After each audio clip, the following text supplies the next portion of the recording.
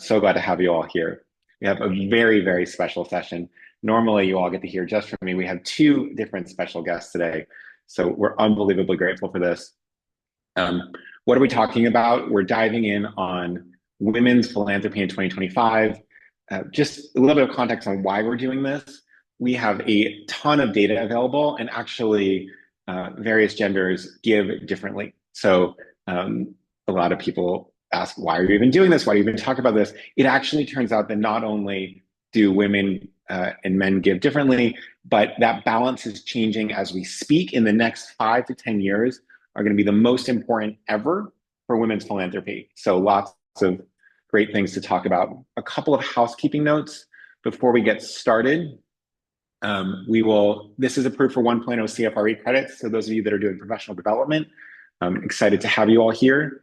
At the end of the session, please complete something to confirm your attendance, et cetera, et cetera. We will also send the recording and the slides around later today. Some of you will still ask about it, but just remind folks in the chat when they do. So Brenda says, yay for CFRE credits. Thank you so much. Here's the agenda. Again, won't read it all aloud, but we will send this around later today. And with that, we're going to sort of skip the line a little bit. And we're going to start, as many of you know, one of our favorite things to do is to give away some of my favorite books because we're so grateful to have you here. I just finished the book we gave away last time, which was a book called A Swim in a Pond in the Rain. And today we're giving away a book called The Tell by Amy Griffin. Some of you may have heard of this. This Oprah's recent book club choice. It is currently the #2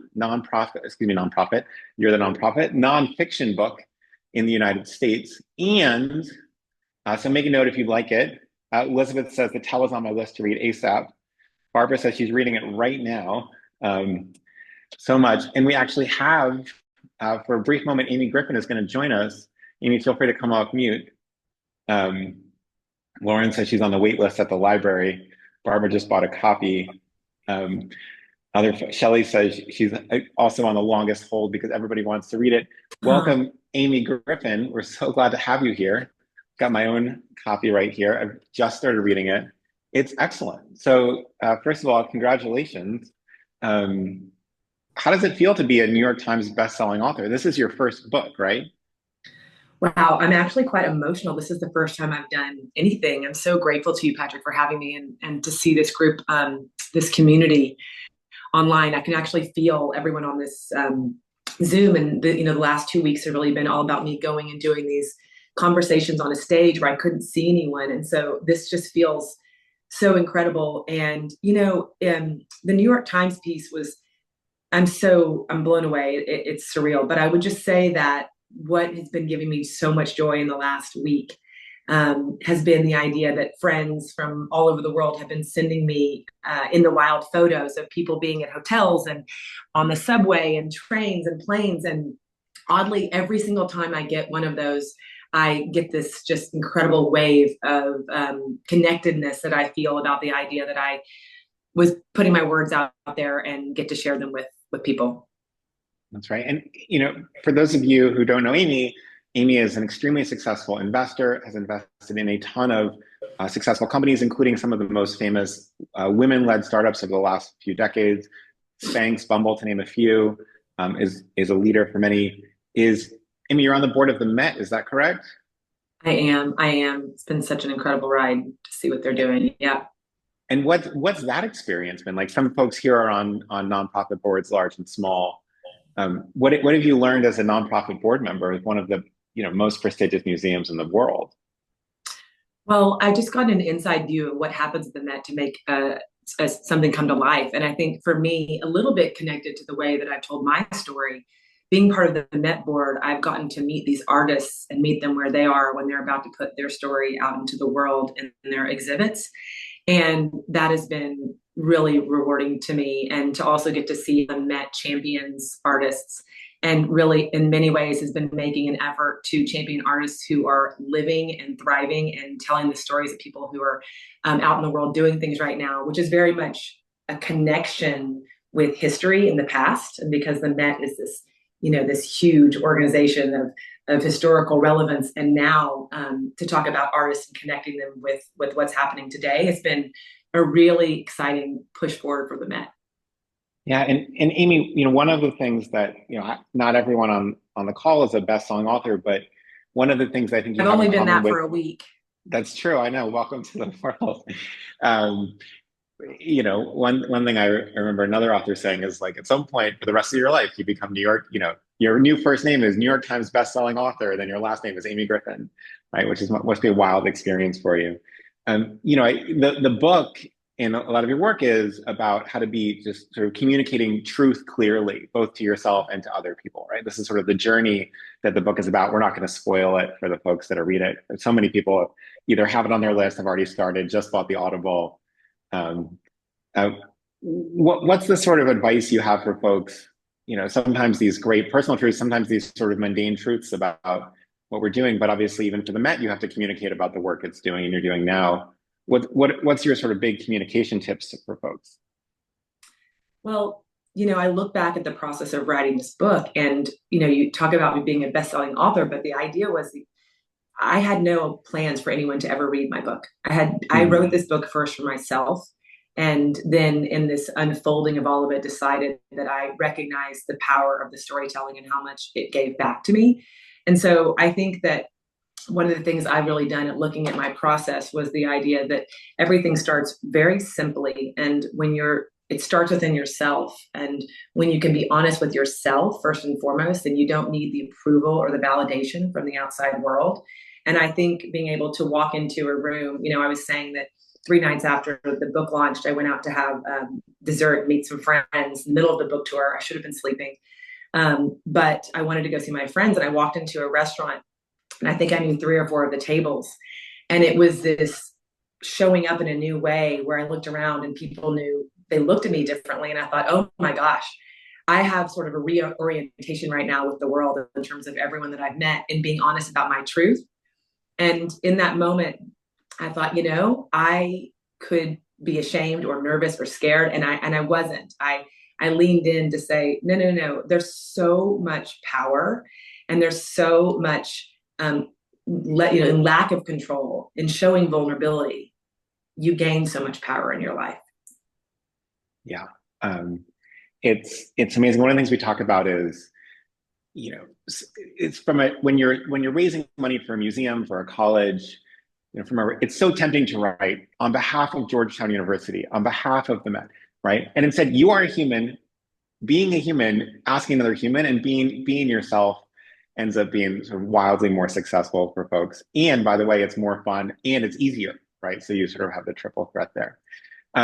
Amy, we're going to have to get into all of the fun tactics that these folks should be employing over the next few months and years to raise a lot more money for their charities. So we're going to say goodbye to you. But one interesting thing I learned from you, and I've also learned from other authors, is that ordering the book and barnesandnoble.com is super helpful to get it, shoot up the list. If you haven't already, it's been really interesting to see in the chat. I'm not sure if you're following.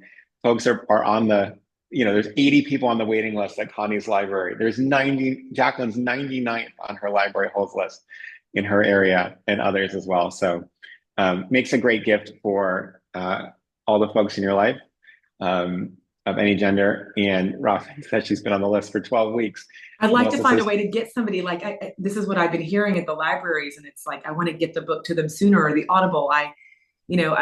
I'm just grateful to anyone who takes the time to read my book and hold my words. And I hope that, thank you so much. I can't see the chat moving, but I'm so grateful to anyone who finds a thread of themselves in my book and then goes and tells another friend, because I think that's what's happening. And that was not necessarily what I intended. I intended to write it for myself, but the gratitude I have for the community that's being created has just been extraordinary.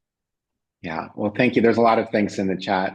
I think my final pitch for this book before we move on is there are books that are important and there are books that are enjoyable, and it's rare that you find one that is both. And I think you will really appreciate the experience of reading, and you will have a richer life for it. So Amy, Amy's on vacation, by the way, so she made time out of her vacation to come join everybody. So I wanted to, and I'm thankful to you all, and Patrick, you too. Thank you so much. Thank you for the work that you do. Great. Well, say hi to John and the kids for all of us, and enjoy the rest of your vacation day, and we'll Bye, We'll go from everyone. there. All Thank right. you. Thank you. All right, we are moving forward. So glad to have Amy here. I wanted to give away that book, and then I thought maybe we can get Amy, maybe we can squeeze Amy in. So now you're going to get a compressed version of everything else because we've just spent 10 minutes doing that. But I hope everyone is forgiving of that. Okay, back to we'll race through intros because we also have another special guest who is a world-class expert in nonprofit fundraising, and we'll have her on in a moment. So I'm going to race through this. I'm Patrick. This is my co-founder Jenny. We work at FreeWill. We are super overjoyed, on top of Amy, to be joined by Lauren Winther-Hansen today. Hey, Lauren. Lauren, what's one thing making you happy this week? Like so many people, it's the sunshine and the daffodils are blooming. So it's full on spring in Annapolis, Maryland. There we go. So Lauren's in Annapolis. She's been at FreeWill for 4 years. We're so lucky to have her. Before this, I met Lauren when I called up the Chesapeake Bay Foundation and said, I have this idea for planned giving. Are you interested? And I think they said maybe. And then we got to talking, and then she said, oh, it's so cool. I want to be a part of it. So Tiffany's hometown, a lot of folks say love Maryland. So we're so excited. Tell us about these animals very quickly before we get Well, into some economic data. We're going to balance all the cuteness and the hard data. always a good idea to find that balance. Those are my two rescue babies. So Holly the dog and Felix the cat are my coworkers and often join me in the background for free will trainings. They're not here today, just in spirit. So good. One of our dog Brooklyn is not in the room. One of the very quirky things about moving to Brooklyn with a dog who's named Brooklyn, that dog was named when that dog lived in Palo Alto, and it was a totally reasonable name, and now it's a little bit awkward all the time. So if you hear me yelling Brooklyn on the streets of Brooklyn, I'm not going crazy, but that's a little bit of a quirk of being a dog owner.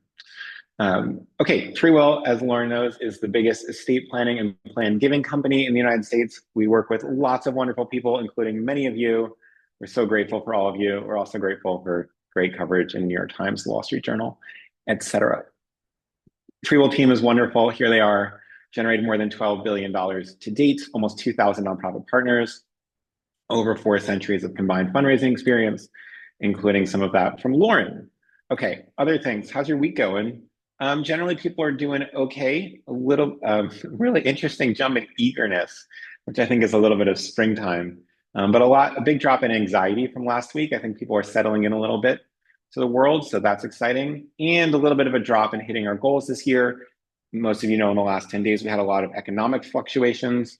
Some of this is due to tariff policy. We won't get into that today.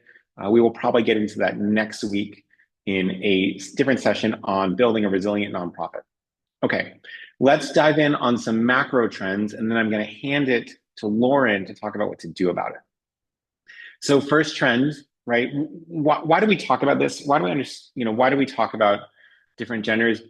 Because the world is not experienced equally by all of them, and there are a couple of different trends happening here. The first is that there's an enormous rise over the last really 40 years in the education of women compared to the education of men. They're the majority of college students. And this has been true since 1979, which not a lot of people understand. In 1979, there were 200,000 more women in college than men. In 2021, it was 3.1 million. So really big jumps, right? You can see it here, that crossed in 79. When it was, in 1950, it was more than double men. And now you see this growth going on. Women are more likely to have student loan debt, in part because they're more likely to have gone to college. They're likely to have higher balances, in part because they're also more likely to have gone to graduate school. Women outnumber men in what we call the college-educated US labor force.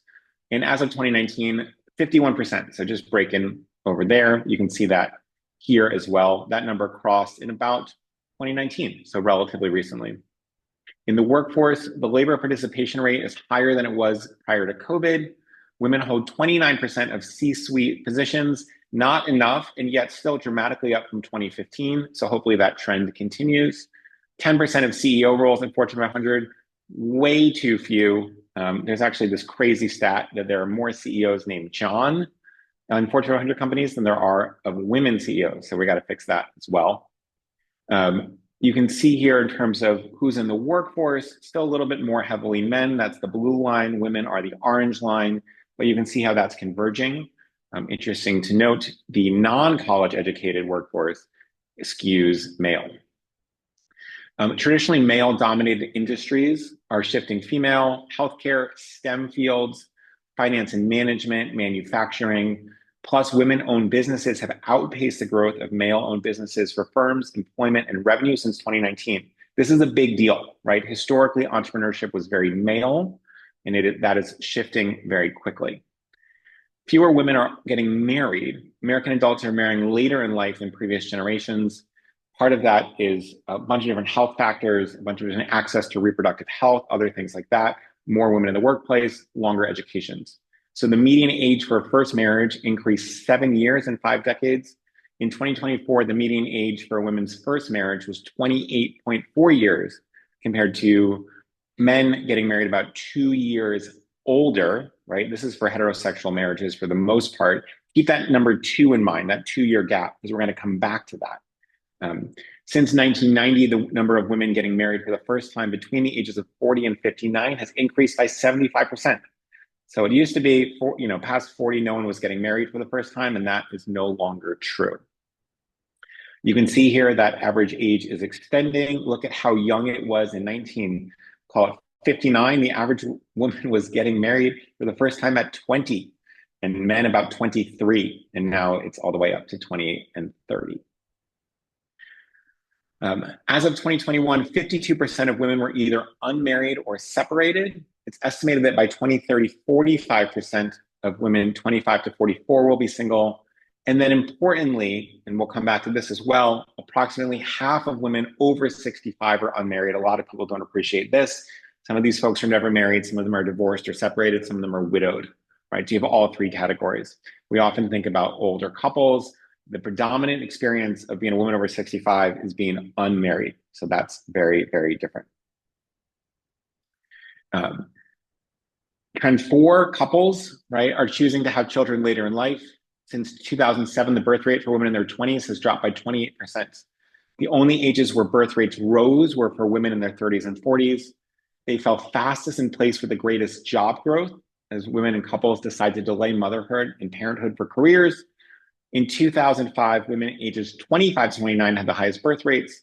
By 2023, that is highest among 30 to 34. Now, one thing, look at this average age by a first-time mother. You might think, wow, so much of that is driven by jobs, education, et cetera. One of the things that's interesting here is, let me see if this is on here. One of the things that's really interesting here is there's been an enormous public policy success throughout the last 20 years, right? Really wild. Everyone should feel great about their cities, states, towns, and local government. What is that? It is the enormous drop in unwanted, unplanned teenage pregnancies, right? So a lot of this numbers, people say, oh, they're not having kids in their 20s, they're having it in their 30s. A lot of it is that people aren't becoming unexpected parents at 16. And a lot of that is education, access to different forms of birth control, more abstinence among younger generations, which is interesting, as well as just a lot of education. There's another fascinating stat, which I don't think we have data on here, which is that in counties where the MTV show Teen Mom showed, it had a noticeable increase in the age of first birth, because people looked at that and said, ooh, I really want to avoid that. It's fascinating, fascinating. Trend 4, adults are choosing to have children later in life. We talked about this. On average, women are having 1.3 biological children, and more giving birth at 35 plus. The fertility rate has dropped, as I mentioned, which can partly be attributed to a huge drop in teen births, down by more than 3/4 in 30 years. Awesome. Good work, everybody. 2 things are happening. Adults are choosing to have children later in life, and that means fewer children are being born. So here's the fertility rate. You can see, man, 1909, we're having lots of babies. What does that go down through? The Great Depression and the beginning of World War II, as well as World War I. Some of that is that when soldiers are separated from their spouses, you have fewer babies, baby boom, and then come back down. For most highly educated women, motherhood begins in their 30s, right? So you see this big shift. High school and less, you have a lot more under 25, master's degree plus, much rarer, right? So you see this sort of overall shift, median age. Education is the #1 factor in when you will have your first child. Living longer than men. So according to a November 2024 report from the CDC, life expectancy jumped to 78 and a half years from 77 and 22. Good job, everybody, right? Another public policy win here, as well as behavioral. Highest it's been since before the pandemic. Women have a meaningfully longer life expectancy. Women's life expectancy is 81, right? So that life expectancy is everybody. Women is 81.1, men is 75.8. That is a big gap. Men, some of this is biological, right? So this often tends to be true in other species as well. Some of it is environmental and behavioral, right? So we need to be a little bit more on it. Now, one of the interesting things here is that when we look at the gap at life expectancy, at birth, you can see that gap in 2022 and 2023. Pay attention to the green lines. That's the 2023 number. You see at birth, men 76, women 81. Now, there's this really interesting dynamic here where it starts to narrow a bit if you make it to 65, right? So at 65, men are going to live on average to about 83.2, and women are going to live to 85.7. So some of this is an increase in early fatalities for men, whether those be illness, accident, or violence, right? So we're keeping an eye on this, but a lot of right work there. Trend 5, they're living longer than men. Women not only live longer in opposite sex partnerships, they also tend to marry at a younger age than their male spouses when they're in heterosexual relationships. These women stand to become the final decision makers of their household finances. And widowed baby boomers are expected to inherit $40 trillion, capital T, trillion, between now and 2048. We're going to talk about women's wealth for a moment, and I'm going to hand it over to Lauren. So women hold roughly 40% of global wealth. They control about 1/3 of US household financial assets, which means they're estimated to be the final decision maker on that. But the financial power is changing dramatically, in part due to this great wealth transfer that is starting with older husbands, right? Remember shorter lifespans plus a little bit of an age gap in marriage means that in many heterosexual relationships, the woman is the last to die and controlling all of the finances, which means that in 2030, women are estimated to hold 2/3 of all US wealth. 2/3. This is wild and unprecedented in American history, certainly, and potentially in world history. So you have this actually enormous inequity or inequality here in terms of who's controlling the wealth. And a lot of that is that some of the men have passed away and the women are still alive making all the decisions. Which this stat is the number one reason we're having this session today, because it's so important if you're a nonprofit fundraiser to be looking to the future to understand what's going to happen and how one might make the most of it. So this 2020 study by McKinsey is really, I'm going to quote from it directly. By 2030, American women are expected to control much of the $30 trillion assets that boomers will possess, a potential wealth transfer of such magnitude that it approaches the annual GDP of the United States. After years of playing second fiddle to men, women are poised to take center stage. Great comment. Why is this happening? Obviously, inheritance. An estimated 124 trillion in wealth will be transferred between now and 2045 through the Great Wealth Transfer. Women are expected to inherit about 70% of this over the next 25 years. Some of the wealth will be transferred multiple times, meaning one spouse to another, and then that spouse to children, potentially to children to grandchildren. So there's a lot of 4 trillion will go to surviving spouses, 95% of whom are projected to be women. This is wild. That is a crazy stat. 47 trillion is projected to be passed down to women in younger generations, and women are obviously set to control more money than ever before. Now that's just one, right? So women are also making more money than they ever have in their lives, in sort of human history, right? 83% of men's median earnings, but this gap is closing and closing and closing. Data from Bank of America shows that women's median annual income has been rising faster than men's in recent years. Women who have changed jobs see more pay increases than men who changed jobs. Job-to-job raises have slowed across the board, but women's raises have been higher than men since 2019, steadily increasing, and now the highest rate in over 3 years. The growing difference in pay suggests that women are closing the pay gap through higher paying roles and faster wage growth in female-dominated fields compared to wage growth in male-dominated fields. You can see here, this is the median average income by gender, and you can see that women are growing, the sort of annual growth is faster. There's still some gap to close across the board. So interesting stuff here. Women are also, right, how do we make money? You make money from inheriting it, you make money from earning it, and then you make money from investing the money you already have. So now women are putting more of their wealth into investments. A 2024 study by Fidelity shows that 71% of women now have investments in the stock market. In 2023, only a year prior, 11% fewer were investing. So there's this huge movement towards women investing. It's a really big deal. And only 44% of women were investing in 2018. So this is just an enormous shift in a relatively short amount of time. Compounding interest is so important. And so really long-term wealth, comes from making it and then investing it as well. So this is a big, big deal.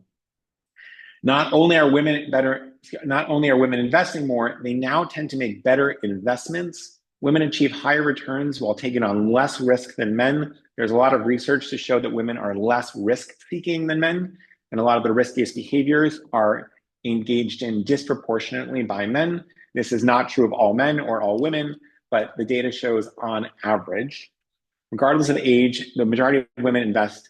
77% of Gen Z, 74% of millennials, 65% of Gen X, and 70% of baby boomers, right? So you start to see a really big shift here as well. Where are they investing?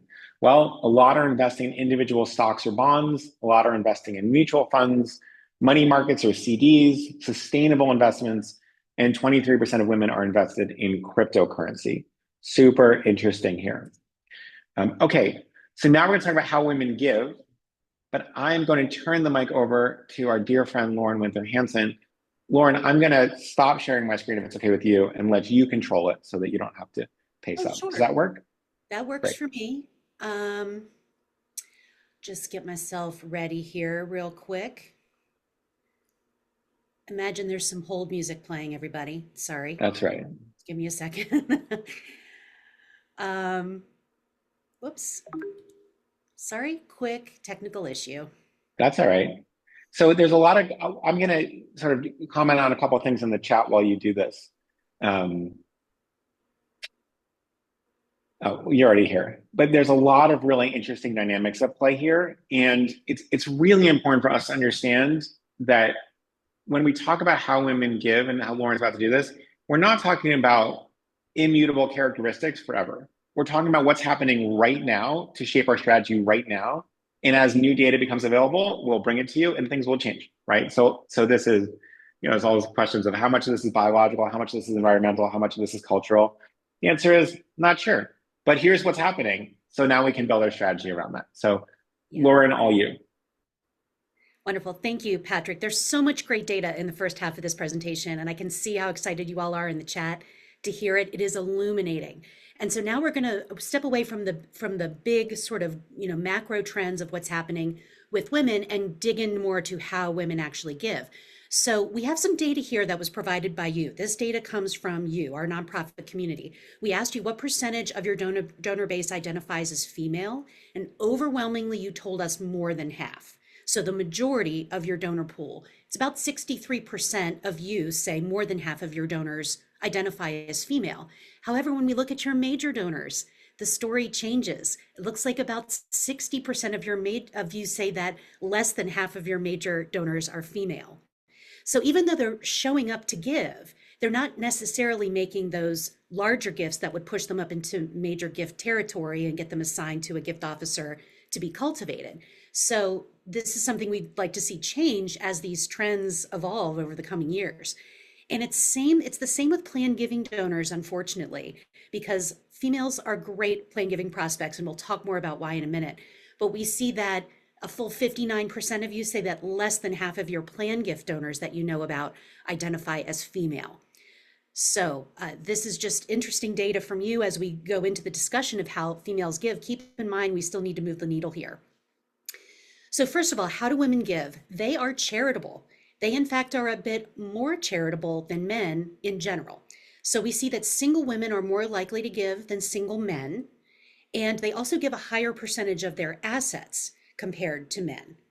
So they're preserving more of that disposable income for charitable intent than their male counterparts. We have seen a trend over the last few years that fewer donors are giving on an annual basis. That is a trend we're keeping an eye on. It's concerning. But that decline is a little less pronounced in single women than it is with single men or married couples. So again, they're just a bit more resilient in terms of their determination to make charitable gifts. So that's something we're keeping an eye on at FreeWill. You can see here is a graph to that effect from the Indiana University Lilly School of Philanthropy, very reputable source, saying that the decline in married couples giving to charity on an annual basis and single men outpaces that for women by a bit. Everyone's declining a bit, but women are declining less. So another insight into women's giving is that they tend to spread their giving across more charities than their male counterparts. And so when they're giving to more causes overall, that means their single gifts tend to be a bit smaller. And, we as fundraisers might look at this fact and say, women give smaller gifts than men, therefore men are my better prospects. Not necessarily. This doesn't mean women have less wealth. It doesn't mean they have less charitable intent. It just means they're spreading the wealth across more causes and more missions. So keep that in mind. It's sort of a paradigm shift for us. This is especially true for millennial supporters. Millennial women are particularly charitable, and about 55% of them say they support a wide variety of causes, compared to only about a third of baby boomer women. So we're seeing women give more broadly to more causes across the board. Now, another thought here is that women are often motivated to give by the heart more than the head. Now, I want to say this is a generalization, right? You can't say all women behave the same way. Some women give differently, but broadly speaking, and I'm going to quote a researcher on this in a second, women often are motivated to give from the heart more than from the head. And that sort of emotional connection, the need to bring about some social good, maybe your storytelling can really play well with women and be a motivator. Nearly 9 in 10 women say they want to create more positive social change.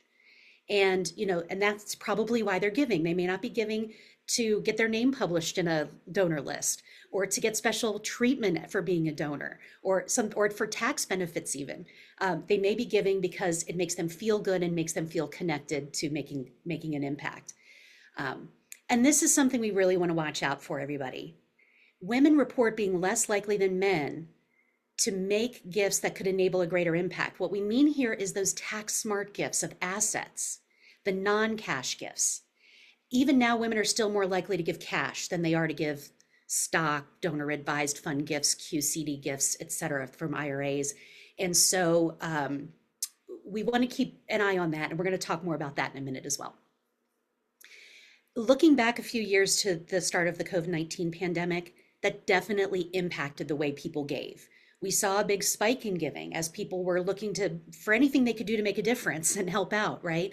And this is true for women as well, especially millennial women.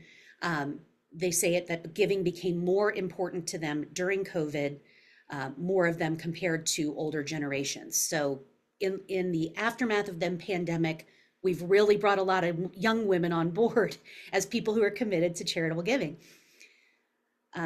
So giving by single women also actually increased during the pandemic. We saw the average amount that was donated to charity from a single female household in that first year of COVID was a little over $2,200. That same year, the average amount from single male donor households was about $1,600. So they're giving more. So I've touched on this already, but unfortunately we see women are less aware of their tax smart giving options. And so they're less likely to use these strategies, which can actually help them save on taxes on the back end and potentially give more than they think possible. Non-cash gifts are almost always significantly larger than cash gifts from the same donors, and women are not yet comfortable giving this way. More men than women, 60% versus 48%, know that stocks and bonds can be used to make charitable gifts. We have an education gap here, everyone, with the women who support us. We need to make sure they know their options. And same with privately held assets, like business interests. More men than women know they can be used for charity. And again, with stocks or bonds in particular, we've seen a lot of growth and also a lot of volatility with stock gifts. Many women don't know they can donate those assets to charity. And just on that point, a bit more data. What percentage of your donors you hear today identify as female, your stock donors? Almost half of you say that it's less than a quarter of your stock donors. So that just bears out the data we saw on the previous slide. Women are not donating stock at the same rate as men. And unfortunately, that's true with donor advised funds as well. We're seeing more donor advised fund gifts coming from men than from women. And so I think we can all do better there. Donor advised funds are showing pretty stunning growth these days with no signs of their popularity diminishing. So we know women hold these accounts. Let's get better at cultivating gifts from those donors. Here's another insight about women. Increasingly, they're embracing digital giving. They seem to like online methods of giving. They make more online gifts than men. About 2/3 of all online gifts, people, 2/3 of online gifts come from women. And they also tend to give online to smaller nonprofits. So your smaller local neighborhood nonprofits are seeing this trend as well. It's not just the biggest charities in the country. And that even impacts their preferred methods of communication. So if you're trying to reach out to a donor to secure a meeting, more women prefer email than other methods like a letter or a phone call.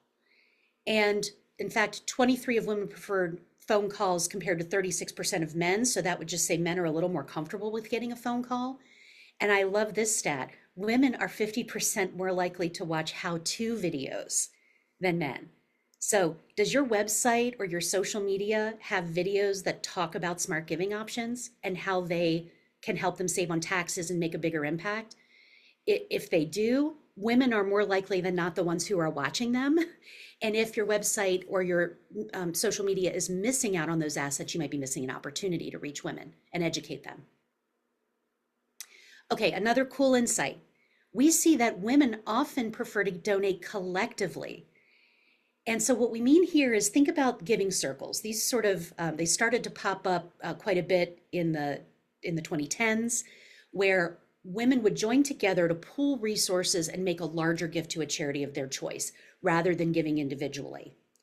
And so there's about 4,000 of these giving circles that we know of, that's mobilizing 370,000 philanthropists, and they have donated more than 3.1 billion to charity. And that's expected to double in the next 5 years. Based on where collective giving is at this moment, that's expected to double in the next 5 years. So pay attention, because this is a trend that might impact your supporter base. Overwhelmingly, these giving circles, these collective giving groups are led by women. About 84% were majority women and 60% were entirely composed of women. Friends and family members and neighbors coming together to pool their support. And most of them focus on local giving within their state. So we're talking about folks in your backyard, in your neighborhood, in your city, county, or state, who are making charitable decisions together. That's a very different behavior than we often see from men. Now, there's this sociolinguist, Deborah Tannen, published some research on this. And to be fair, there was a little bit of pushback here. I mean, again, these are generalizations, so not every woman behaves the same way. Let's just accept that and take this with a grain of salt. But she was talking about how men and women approach conversation differently. Rapport talk versus report talk. Report talk is overwhelmingly used by men, and it's used to build status within their community. So it's informational. It's focused on problem solving and data and facts. And the style is a bit more direct and a bit more task oriented. So we're gonna talk about this issue and we're gonna figure it out and we're gonna get it done, right? That's the report talking. The rapport talk is what women use in conversation to build connections. So here the purpose is about relationships, and the focus is a more emotional connection and bonding over shared experiences. And the style of this conversation might be more narrative, it might be more empathetic. So when we look at this in alignment with this tendency to do communal giving, pooled giving through a giving circle, it starts to make a bit more sense, doesn't it? And so I would encourage all of you to think about the giving levels you have established at your nonprofit. Is there a bronze, silver, and gold level? Is there the 1 to 5,000, 5 to 10,000, 10 to 25,000? Those giving levels that have been such a huge part of traditional major giving may be more around status than around connection. And so it might be more motivating for men to give when that's what you're promoting. Giving circles are all about building connections. So think about what that can teach you for greater impact and just better results with major gifts, getting more women to make major gifts. Okay, a bonus insight for you. Women make great plan giving prospects.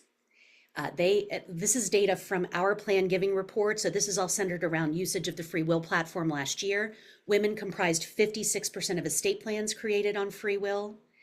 And not everyone who makes a will with us decides to include a gift to charity, but 17% of female included a charitable gift, 15% of men. So just slightly more women were making gifts through FreeWill. But that said, their gifts made up 60% of all the bequests on FreeWill and 51% of the bequest dollars. So even on FreeWill, we're seeing women be a little bit more charitable, and their average bequest commitment through our platform is a little over $47,000, which is likely quite a bit bigger than their average annual gift to the charities that they support. You don't want to miss out on a chance to receive that gift, and you don't want to miss out on a chance to help your donor make that gift. It's likely the most meaningful, most profound gift they'll make in their lifetime. So keep that in mind. It's important to seize those opportunities. They are also more commonly leaving contingent bequests. If you don't know what this means, it means your charity is not first in line to get the gift. You are second in line or third in line behind other beneficiaries. So what we'll also often see is, I'm going to leave this asset to my male spouse. However, if they predecease me, which they often do, then that gift is going to come to charity. And so women are more often leaving those contingent gifts, and that's important because women do tend to outlive their male spouses. So those gifts are a little more likely to reach you when it's a contingent gift in a female's will. So those are sort of high-level observations about how women give. I hope this is helpful. I hope you're finding it illuminating, because now we're going to dive into some really practical strategies for fundraising planned and major gifts from women. So get your pens and pencils ready. And remember, we will send the slides around later today. So first, focus on how to make these gifts. A lot of your donors look to you as experts on giving. That doesn't mean you're a professional advisor. You shouldn't be giving advice for your donor's specific situation, but they do expect you to be able to share educational information about their best ways to give. And so they're looking to you to be an expert here. You want to educate them on their giving options. They are hungry for this information, so it's okay to send outreach that's educational in nature. To say, hey, did you know that when you give stock, you save on 2 types of taxes at once? Did you know if you're over age 70 and a half, you can give a gift from your IRA and that won't be added to your taxable income? In fact, you need to be sending this type of outreach to close the education gap. And as more and more women start investing in stocks and cryptocurrency, which is a trend we're seeing, it's important to build awareness here around giving this way, especially for the women in your audience. Now, what we have here is a sample, and this is an email, and we're on a horizontal screen. So imagine this is a vertical email message, and the infographic on the right is embedded in the middle of the text. And so what we have is a sample email message that you could send to do some gentle, thoughtful education. It starts off with, hey, here's what our nonprofit has plans for this year. We're doing so much, it's all great. And we're grateful for people like you who want to find new ways to help us. More and more our supporters are making tax smart gifts to support us instead of donating cash. And then we have this infographic that shows 4 different donor profiles to see which one resonates with the donor. Hey, here's the benefits I get for giving the asset that I have. And once they've read this, we give them easy links to FreeWill's online tools to immediately make those gifts online. Now, if you don't partner with FreeWill, your call to action might be something different. It might be visit this page of our website or download our one pager. Whatever that call to action is up to you. But this is the type of outreach you can and should start sending to build awareness and plant seeds for the future. Remember, we talked about how-to videos. I encourage you to consider creating some. Just talking about your 1 or 2 favorite ways of giving. And keep in mind, I know some of you here create videos and go, we don't have the budget for that. We're not talking about highly polished, professionally produced videos. We're talking about one of these, right? Hey, donor, I've been thinking about you lately, and I wanted to make sure you knew such and such about these ways of giving. The more authentic, the better. In fact, sometimes when they're more polished, they tend to feel less genuine. So it really is okay to do that and share some how-to videos with the people that you feel are your best prospects. So focus on the how-to. That's the first tip. Number 2, you want to make sure that non-cash gifts are a digital option on your website and in emails and social media. We know women are in particular are moving to online giving. That is often how they learn about things and also how they take action. So we really encourage you to invest in online tools that make giving non-cash gifts easy. We do a great job at making giving cash easy. And what are most of our gifts made with? Cash. So if you can make stock gifts, donor advised fund gifts, cryptocurrency, et cetera, if you can make them easier to give, you'll get more, particularly from women who prefer online giving methods.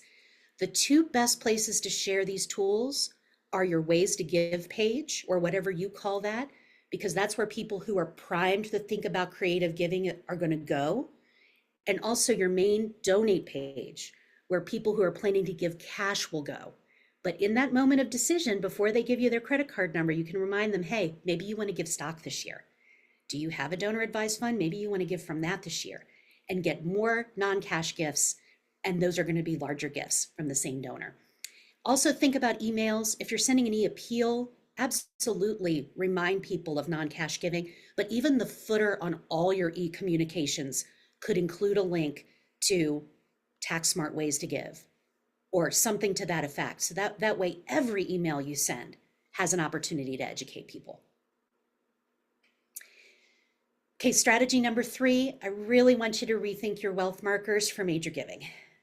We talked about how women spread out their donations across more nonprofits, which means that their individual gifts tend to be smaller. So if you're looking for your best major gift or plan gift prospects, last gift, largest gift, cumulative lifetime giving may or may not be the best indicator if it's a woman, right? And so you want to look at other demographic and behavioral qualities like education level. Look at their job title, or if they work for a publicly traded company where they might have stock as part of their total compensation. Look at home ownership or ownership of other assets, and also whether they're engaging through you with volunteering or signature events. Lots of indicators you can look for, not just their average gift amount, because for women, that's not going to be as high as it is for men. And that doesn't mean they're not great prospects. Okay, just a few more strategies here. Number 4 is to think differently about your recognition. If you are sending mail or emails to a donor, really think about how you're addressing it. In my household, I do the charitable giving, and so I want to be addressed as Lauren and Chris Winther-Hansen.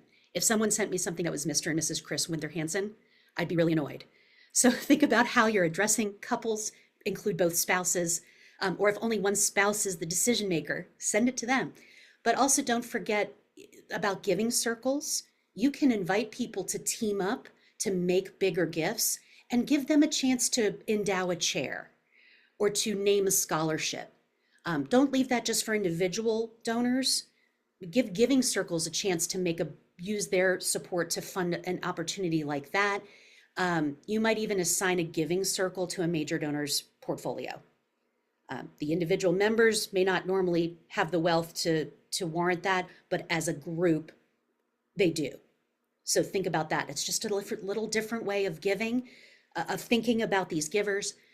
And then also consider how you honor and recognize your donors. It shouldn't always be around status. or access or getting your name on a plaque or a donor wall. Give people opportunities to connect with like-minded people. That's going to make a bigger impression on your female donors.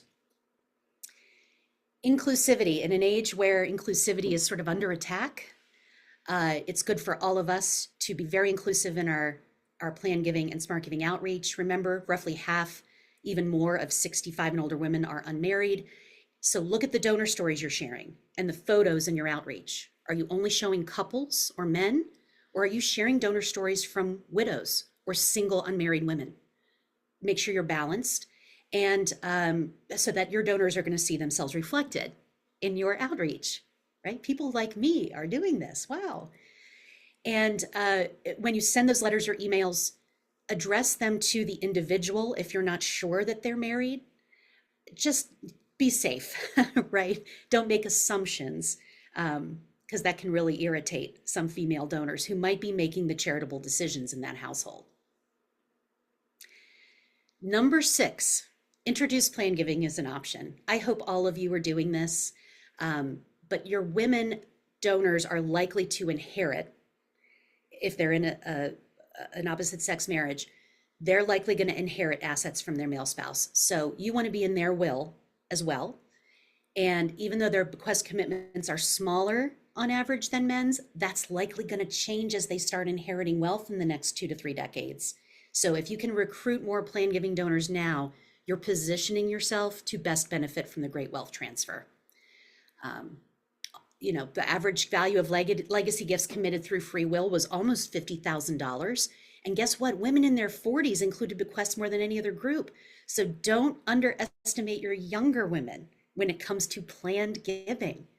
If you can get in their first will, there's a good chance you can stay in their estate plan for life. And also keep in mind, women are more likely to than men are. And we like that as fundraisers, because then we can steward that donor and steward that gift, because they want to have a relationship with you. I have just a couple charts here about the life expectancy of men versus women. Patrick really covered that, as well as the median age for marriage. So I just want to get to the last strategy, which is send outreach about smart giving, send it broadly, cast a wide net to make sure you're actually reaching the decision makers when it comes to giving in the household. Even with donor advised funds, there's usually more than one user on the account, and you want to make sure you're reaching all the decision makers, even those who are more behind the scenes. So when you do share this smart giving message with your base, send it broadly. And that goes for qualified charitable distributions as well. Most of them are given by men, but that has a lot to do with men holding high-paying jobs in the 1970s, and they have more in their IRA accounts as a result, but they're actually shared. Both spouses might be making decisions about those distributions and those charitable gifts. So keep promoting this to as broad of an audience as you can, and that's your best bet. Lauren, thank you so much. We're almost up on time. Very importantly, because I know that so many folks loved hearing from Amy at the top of the hour. Can't believe that was the same hour. It's been a full session. My colleague Phoebe just dropped the survey in the chat. Please fill it out. We're going to give away at least 20, maybe more books from Amy. So glad to have her. She's well off the call going back to her vacation, but I'll make sure to text her later and appreciate her. Lauren, we want to appreciate you. And then we want to appreciate everyone who came. So thank you so much for coming. If you're interested, on Thursday at noon, we're going to do a deep dive on National Make-A-Will Month, which August is going to be here before we know it, which already feels like an aggressive thing to say. But August is going to be here before we know it. And August is Make-A-Will Month, which is one of the most powerful, certainly the most powerful plan giving campaign that exists in the world, and one of the most powerful fundraising campaigns across the board.